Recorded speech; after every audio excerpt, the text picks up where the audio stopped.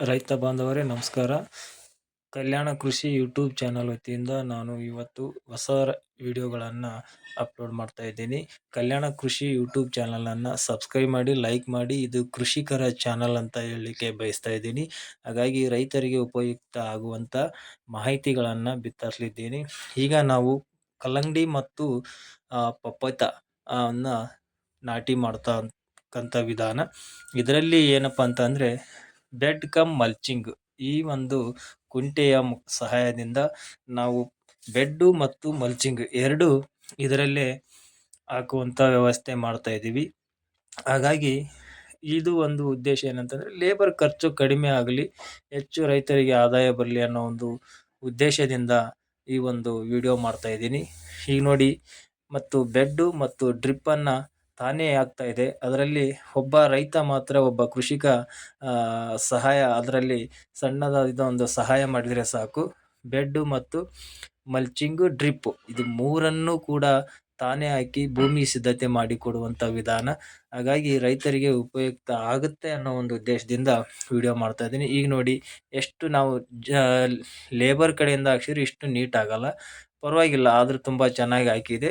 But ಉದ್ದೇಶ ಏನಂದರೆ ಭೂಮಿಯ ಸಡಿಲಿಕೆ, ಭೂಮಿ ಮೃದುವಾಗಿದ್ದರೆ ಭಾಳ ನೀಟಾಗಿ ಮತ್ತು ಕೆಲಸನೂ ಕೂಡ ಅಷ್ಟೇ ಸುಲಭವಾಗಿ ಕೆಲಸ ಆಗುತ್ತೆ. ಎಷ್ಟು ಭೂಮಿ ಮೃದುವಾಗಿ ನಾವು ಎಷ್ಟು ಮಾಗಿ ಮಾಡ್ತೀವಿ ಅದರ ಮೇಲೆ ಬೆಡ್ಡು ಮತ್ತು ಮಲ್ಚಿಂಗು, ಡ್ರಿಪ್ ಹಾಕಲಿಕ್ಕೆ ಸುಲಭವಾಗಿ ಹಾಕ್ಬೋದು. ಆ ಒಂದು ವಿಧಾನ ಮಾಡೋದ್ರಿಂದ ನಮಗೆ ಖರ್ಚು ಕಡಿಮೆ ಆಗುತ್ತೆ, ಲೇಬರ್ ಸಮಸ್ಯೆನೂ ಕಡಿಮೆ ಆಗುತ್ತೆ. ಯಾರಾದರೂ ಪಪ್ಪಾಯಿ ಮಾಡುವಂಥ ರೈತರು ಇದ್ದರೆ ಇದೇ ಥರ ನೀವು 8 ಫೂಟ್ಗೆ ಒಂದು ಬೆಡ್ಡನ್ನು ಹಾಕಿ ಪಪ್ಪಾಯಿಯನ್ನು ನಾಟಿ ಮಾಡ್ಬೋದು. ಇದರಲ್ಲಿ ಪಪ್ಪಾಯಿ ಮತ್ತು ನಾವು ವಾಟರ್ ಮೆಲನನ್ನು ನಾಟಿ ಮಾಡ್ತಾ ಇದ್ದೀವಿ. ಇದು ಉದ್ದೇಶ ಏನಂತಂದರೆ ಈ ಒಂದು ವಿಧಾನದಲ್ಲಿ ಮಾಡಿದರೆ ತುಂಬ ಚೆನ್ನಾಗಿ ಸಾಲೂ ಅಷ್ಟೇ ನೀಟಾಗಿ ಬರುತ್ತೆ, ತುಂಬ ಮಲ್ಚಿಂಗು ಕೂಡ ತುಂಬ ನೀಟಾಗಿ ಕೂಡುತ್ತೆ. ಈ ಒಂದು ವಿಧಾನ ಮಾಡೋದು ರೈತರಿಗೆ ತುಂಬ ಈಜಿ ಆಗುತ್ತೆ ಅಂತಕ್ಕಂಥ ಮಾತನ್ನು ಹೇಳಲಿಕ್ಕೆ ಬಯಸ್ತೀನಿ.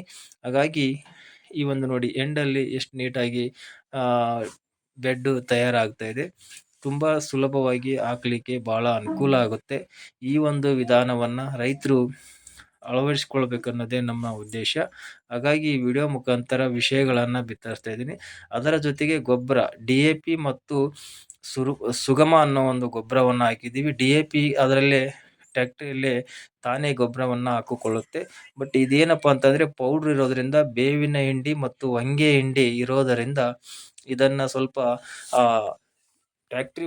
ಟ್ಯಾಕ್ಟ್ರಿ ಸಹಾಯದಿಂದ ಹಾಕಲಿಕ್ಕೆ ಆಗಲ್ಲ. ಹಾಗಾಗಿ ಈ ಒಂದು ಸುಗಮ ಅನ್ನೋ ಒಂದು ಗೊಬ್ಬರವನ್ನು ನಾವು ಕೈಯಿಂದನೇ ಹಾಕಬೇಕಾಗತ್ತೆ. ಇದರಲ್ಲಿ ಬೇವಿನ ಹಿಂಡಿ ಮತ್ತು ಹೊಂಗೆ ಹಿಂಡಿ ಇರುತ್ತೆ ಅಂತ ಹೇಳ್ತಿದ್ದಾರೆ. ಹಾಗಾಗಿ ಕಲ್ಲಂಗಡಿಗೆ ಇದು ಭಾಳ ಇಳುವರಿ ಕೊಡುತ್ತೆ, ಒಳ್ಳೆ ಚೆನ್ನಾಗಿದೆ ಈ ಒಂದು ಗೊಬ್ಬರ. ಹಾಗಾಗಿ ರೈತರು ಈ ಗೊಬ್ಬರವನ್ನು ಬಳಕೆ ಮಾಡಿಕೊಳ್ಳಿ ಅಂತ ಹೇಳಲಿಕ್ಕೆ ಬಯಸ್ತೀನಿ. ಹಾಗೆಯೇ ಲಾಸ್ಟ್ ಎಂಡಲ್ಲಿ ಸ್ವಲ್ಪ ನಮಗೇನಂದರೆ ಒಂದು ಲೇಬರ್ ಇದ್ದರೆ ಸಾಕು, ಎಂಡಲ್ಲಿ ಕೂಡ ನಾವು ಬೆಡ್ಡನ್ನು ನೀಟಾಗಿ ತಿದ್ದುಕೊಳ್ಳಿಕ್ಕೆ ಭಾಳ ಸಹಕಾರಿಯಾಗುತ್ತೆ. ಯಾಕೆಂದರೆ ಎಂಡಲ್ಲಿ ಸ್ವಲ್ಪ ಟ್ಯಾಕ್ಟ್ರಿ ಮುಖಾಂತರ ಹಾಕ್ಲಿಕ್ಕೆ ಆಗಲ್ಲ. ಹಾಗಾಗಿ ಲಾಸ್ಟ್ ಎಂಡಲ್ಲಿ ಸ್ವಲ್ಪ ನಾವು ಕೃಷಿಕರೇ ಹಾಕ್ಕೊಳ್ಳೋದ್ರಿಂದ ಒಳ್ಳೆ ನೀಟಾಗಿ ಬೆಡ್ಡು ಕೂಡ ತಯಾರಾಗುತ್ತೆ. ಈ ಒಂದು ವಿಧಾನವನ್ನು ಮಾಡೋದ್ರಿಂದ ತುಂಬ ಖರ್ಚು ಕಡಿಮೆ ಆಗುತ್ತೆ ಮತ್ತು ಆದಾಯನೂ ಬರಲಿಕ್ಕೆ ಸಾಧ್ಯ ಆಗುತ್ತೆ ಅನ್ನೋ ಮಾತನ್ನು ಹೇಳಿ ನಾನು ಹೇಳೋದಿಷ್ಟೇ. ಕೃಷಿಕರಿಗೆ ಅನುಕೂಲವಾಗಲಿ, ಕೃಷಿಕರಿಗೆ ಈ ಒಂದು ವಿಧಾನವನ್ನು ಬಳಕೆ ಮಾಡಲಿ ಅಂತ ನಾನು ರೈತರಿಗೆ ವಿಷಯವನ್ನು ಬಿತ್ತರಿಸ್ತಾ ಇದ್ದೀನಿ. ನೋಡಿ, ನಾವು ಜನರು ಕೂಡ ಲೇಬರ್ ಕಡೆಯಿಂದ ಹಾಕ್ಸಿದ್ರೆ ಇಷ್ಟು ನೀಟ್ ಆಗಲ್ಲ, ಸಾಲು ಎಷ್ಟು ನೀಟಾಗಿ ಬಂದಿದೆ. ಇದು ಒಂದು ಖುಷಿ ವಿಚಾರ. ಹಾಗಾಗಿ ರೈತರು ಇದು ಒಂದು ಸದುಪಯೋಗ ಪಡೆದುಕೊಳ್ಳಿ ಅಂತ ಹೇಳಲಿಕ್ಕೆ ನಾನು ಬಯಸ್ತಾ ಇದ್ದೀನಿ. ನಮ್ಮ ಕಲ್ಯಾಣ ಕೃಷಿ ಯೂಟ್ಯೂಬ್ ಚಾನಲನ್ನು ಸಬ್ಸ್ಕ್ರೈಬ್ ಮಾಡಿ, ಲೈಕ್ ಮಾಡಿ, ಶೇರ್ ಮಾಡಿ ಅಂತ ಹೇಳ್ತಾ, ಇಲ್ಲಿ ನೋಡಿ, ನಾವು ಈಗ ಹೊಂಗೆ ಹಿಂಡಿ ಮತ್ತು ಬೇವಿನ ಹಿಂಡಿ ಮಿಶ್ರಣವಾಗಿರ್ತಕ್ಕಂಥ ಒಂದು ಗೊಬ್ಬರವನ್ನು ಲೇಬರ್ ಸಹಾಯದಿಂದ ಹಾಕಲಿಕ್ಕೆ ಸುಲಭವಾಗುತ್ತೆ. ಹಾಗಾಗಿ ಈ ಒಂದು ಗೊಬ್ಬರವನ್ನು ನಾವು ಟ್ಯಾಕ್ಟ್ರಿ ಮುಖಾಂತರ ಹಾಕಲಿಕ್ಕೆ ಆಗಲ್ಲ. ಹಾಗಾಗಿ ನಾವು ಲೇಬರ್ ಕಡೆಯಿಂದನೇ ಹಾಕ್ಲಿಕ್ಕೆ, ನಾವು ಕೃಷಿಕರೇ ಹಾಕಿದರೆ ಇನ್ನೂ ಚೆನ್ನಾಗಿ ಆಗುತ್ತೆ. ಅಂದರೆ ಭೂಮಿಗೆ ಸಮರ್ಪಕವಾಗಿ ಸೇರಿಕೊಳ್ಳುತ್ತದೆ, ಬೇರುಗಳಿಗೆ ಕರೆಕ್ಟಾಗಿ ಪೋಷಕಾಂಶಗಳು ಸಸಿಗಳಿಗೆ ಸಿಗುತ್ತದೆ ಅಂತ ಹೇಳಲಿಕ್ಕೆ ಬಯಸ್ತೀನಿ. ಸ್ವಲ್ಪ ತಾಂತ್ರಿಕ ಸಮಸ್ಯೆ ಆಗಿದೆ, ಡ್ರಿಪ್ಪು ಏನೋ ಒಂದು ಸಮಸ್ಯೆ ಆಗಿರೋದ್ರಿಂದ ಟ್ಯಾಕ್ಟ್ರಿಯಲ್ಲಿ ನಮ್ಮ ಕೃಷಿಕರು ಸ್ವಲ್ಪ ಅದನ್ನ ವ್ಯವಸ್ಥೆ ಮಾಡ್ಕೊಳ್ತಾ ಇದ್ದಾರೆ. ಈ ಒಂದು ಮಾಡ್ಕೊಳ್ಳೋದ್ರಿಂದ ಬೆಡ್ಡು ಮತ್ತು ಡ್ರಿಪ್ಪನ್ನು ನೀಟಾಗಿ ನಾವು ಹೆಂಗಾದ್ರೂ ಭಾಳ ನೀಟ್ ಅಂದರೆ ಅಚ್ಚುಕಟ್ಟಾಗಿ ಹಾಕೊಳ್ಳಿಕ್ಕೆ ಭಾಳ ಅನುಕೂಲ ಆಗುತ್ತೆ. ಹಂಗಾಗಿ ಈ ವಿಧಾನವನ್ನು ರೈತರು ಮಾಡ್ಕೊಳ್ರಿ ಅಂತ ಹೇಳಲಿಕ್ಕೆ ಬಯಸ್ತೀನಿ. ಯಾಕೆಂದರೆ ರೈತರು ತುಂಬ ಆ, ದೊಡ್ಡ ಪ್ಲಾಟ್ಗಳನ್ನು ಮಾಡೋದ್ರಿಂದ 5 ಎಕರೆ 10 ಎಕರೆ ಮಾಡೋರು ಈ ಒಂದು ಕುಂಟೆಯ ಸಹಾಯದಿಂದ ಬೆಡ್ ಕಮ್ ಮಲ್ಚಿಂಗ್ ಅನ್ನೋ ಒಂದು ಕುಂಟೆಯ ಸಹಾಯದಿಂದ ಹಾಕೊಳ್ಳೋದು ಭಾಳ ಉತ್ತಮ. ಅದರ ಜೊತೆಗೆ ನಿಮಗೆ ಏನು ಡ್ರಿಪ್ಪು ಮತ್ತು ಮಲ್ಚಿಂಗು ನಾವು ತಗೊಂಡಿರೋದು ಅಂತಂದರೆ ಈ ಒಂದು ಸಾಕಷ್ಟು ಮಾರುಕಟ್ಟೆಯಲ್ಲಿ ಇದ್ದಾವೆ. ಓಲು ಕೂಡ ಅದು 1.5 ಅಡಿ ಒಂದು ಓಲು ಕೂಡ ಇದೆ. ಅದನ್ನ ಹಾಕೊಳ್ಳೋದ್ರಿಂದ ನಿಮಗೆ ತುಂಬ ಈಸಿ ಆಗುತ್ತೆ ಅಂತ ಹೇಳಲಿಕ್ಕೆ ಬಯಸ್ತೀನಿ. ಈ ಒಂದು ವಿಧಾನ ಆದರೆ 1.5 ಅಡಿಗೊಂದು ಆಲ್ರೆಡಿ ಓಲು ಕಂಪ್ನಿ ಕಡೆಯಿಂದನೇ ಬಂದಿರುತ್ತೆ. ಅದನ್ನು ಹಾಕೊಂಡ್ರೆ ನಿಮಗೆ ಇನ್ನೂ ಸುಲಭವಾಗಿ ಕೆಲಸ ಮಾಡಲಿಕ್ಕೆ ಈಸಿ ಆಗುತ್ತೆ. ಅದು ಓಲ್ ಹಾಕ್ಬೇಕಾದ್ರೂ ಅದಕ್ಕೂ ಈಗಿನ ಒಂದು ಕೃಷಿ ಕಾರ್ಮಿಕರು ಬೇಕಾಗುತ್ತೆ.